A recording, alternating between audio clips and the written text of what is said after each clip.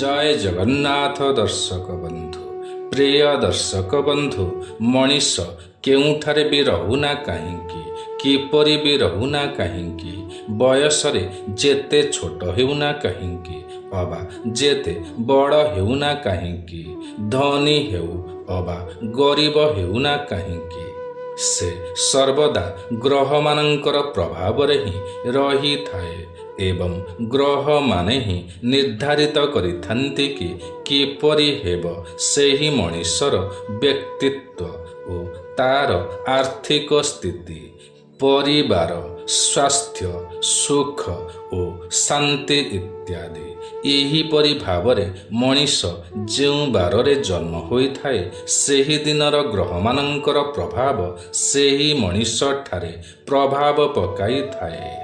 एही प्रभाव शुभ होइथाए ना अशुभ होइथाए एही विषय रे ही आज आमे आलोचना करिबा।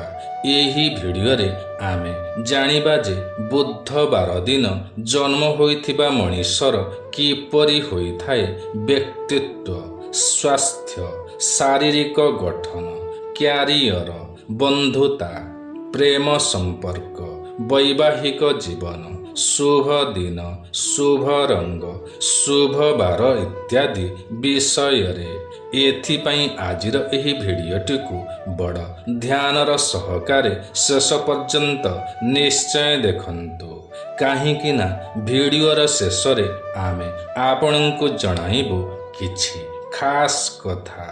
तेबे सर्वप्रथमे आज आमे आलोचना करिबा कि बुधवार दिन जन्म होइथिबा व्यक्तिर व्यक्तित्व ओ शारीरिक गठन विषय रे। बुधवार दिन जन्म होइथिबा मनीष ठारे बुध ग्रहंकर विशेष प्रभाव रही थाए। एमाने साधारणतः उच्चतारे छोट होइथांती अथवा मध्यम धरणर होइथांती ओ पतला शरीरर होइथांती। एमाने चल चंचल होइथांती। एमानंकर आखि छोट ओ अति सुंदर होइथाए। निजर माता पिता ओ भाई भौणींक सहित सुमधुर संपर्क रखिथांती। एमाने समस्त प्रकारर प्रतिभार अधिकारी होइथांती ओ तीक्ष्ण बुद्धियुक्त होइथांती।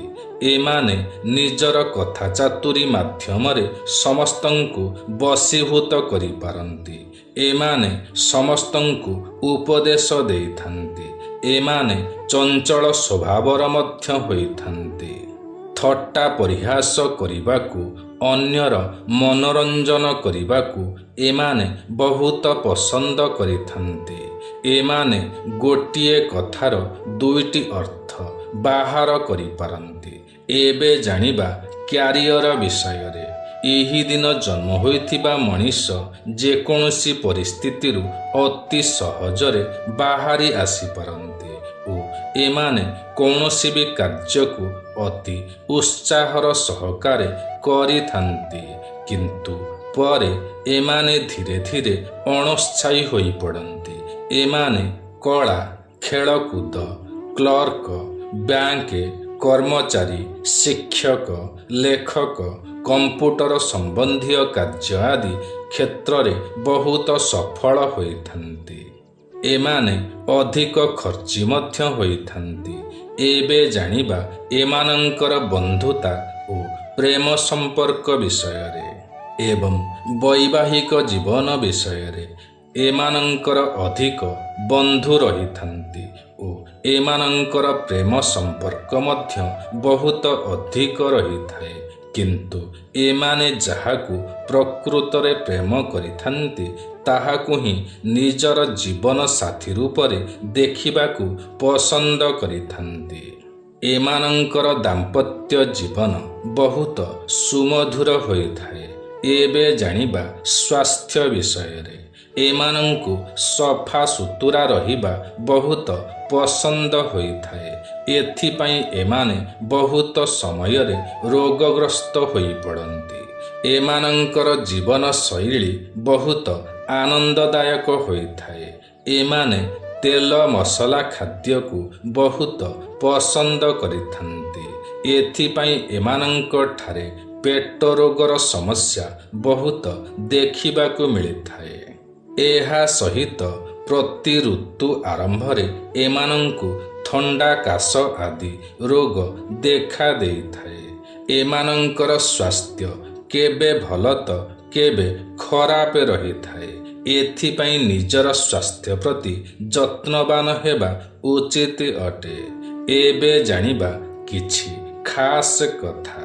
ଏମାନେ କୌଣସି ବି ଗୋଟିଏ ଜିନିଷ ଉପରେ ଧ୍ୟାନ କେନ୍ଦ୍ର କରିପାରନ୍ତି ନାହିଁ। ଏମାନେ ବଡ଼ ଉତ୍ସାହର ସହକାରେ କାର୍ଯ୍ୟ ଆରମ୍ଭ କରିଥାନ୍ତି, କିନ୍ତୁ ପରେ ଏମାନଙ୍କର ସେହି ଉତ୍ସାହ ଥଣ୍ଡା ପଡ଼ିଯାଇଥାଏ। ଏମାନେ ଯଦି ନିଜ ଉପରେ ଆତ୍ମବିଶ୍ୱାସ ରଖି କର୍ମ ପଥରେ ଆଗକୁ ବଢ଼ିବେ, ତେବେ ଏମାନେ ଜୀବନରେ ବହୁତ ଆଗକୁ ମଧ୍ୟ ଯାଇପାରିବେ ବା ଜୀବନରେ ବହୁତ ଉନ୍ନତି କରିପାରିବେ। ଏମାନଙ୍କ ପାଇଁ ଶୁଭ ସଂଖ୍ୟା ହେଉଛି 3 ଓ 6। ଶୁଭ ରଙ୍ଗ ସବୁଜ ରଙ୍ଗ। ଶୁଭ ବାର ବୁଧବାର ଓ ଶୁକ୍ରବାର।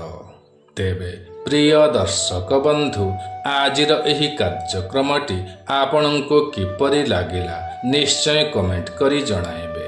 ଯଦି ଆଜିର ଏହି କାର୍ଯ୍ୟକ୍ରମଟି ଆପଣଙ୍କୁ ପସନ୍ଦ ଆସିଥାଏ, ତେବେ ଗୋଟିଏ ଲାଇକ୍ ନିଶ୍ଚୟ କରିବେ ଏବଂ ଯଦି ଆପଣ ଆମର ଏହି ୟୁଟ୍ୟୁବ୍ ଚ୍ୟାନେଲ ଓଡ଼ିଆ ଜ୍ଞାନସାଗରକୁ ଏଯାଏଁ ସବସ୍କ୍ରାଇବ୍ କରିନାହାନ୍ତି ତ ତୁରନ୍ତ ସବସ୍କ୍ରାଇବ୍ କରିନିଅନ୍ତୁ, କାରଣ ଆମର ଏହି ୟୁଟ୍ୟୁବ୍ ଚ୍ୟାନେଲରେ ଏହିପରି ଅନେକ ଭଲ ଭଲ ଭିଡ଼ିଓମାନ ସର୍ବଦା ଅପଲୋଡ଼ କରାଯାଇଥାଏ, ଯାହାକି ଆପଣଙ୍କର ଜ୍ଞାନର ସୀମାକୁ ବଢ଼ାଇଥାଏ।